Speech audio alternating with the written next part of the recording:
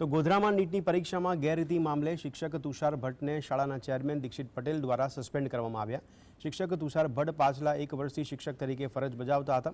મહત્વનું છે કે પંચમહાલના ગોધરા ખાતે નીટની પરીક્ષામાં વિદ્યાર્થીઓને ચોરી કરવાનું મસ્ત મોટું કૌભાંડ સામે આવ્યું હોય ત્યારે જિલ્લા કલેક્ટરને મળેલી આ બાતમીના આધારે નીટની પરીક્ષા કેન્દ્ર ઉપર જિલ્લા અધિક કલેક્ટર અને જિલ્લા શિક્ષણ અધિકારીની તપાસ ટીમો દ્વારા તપાસ કરવામાં આવતા પરીક્ષાના ડેપ્યુટી સેન્ટર સુપ્રિન્ટેન્ડન્ટની ગાડીમાંથી 7 લાખ રોકડા મળ્યા હતા।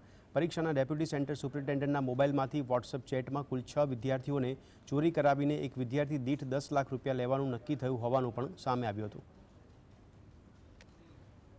પંચમહાલ જિલ્લા કલેક્ટર શ્રીનાઓને આ અંગે હકીકત મળેલી એ આધારે અને તેમના માર્ગદર્શન સૂચના આધારે શિક્ષણ અધિકારીનાઓએ આની તપાસ કરેલી।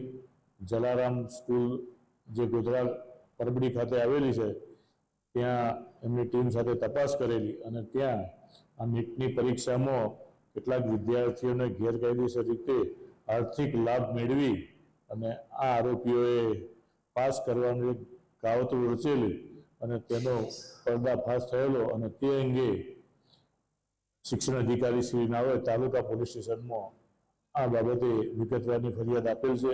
હાલ આ ગુનાની તપાસ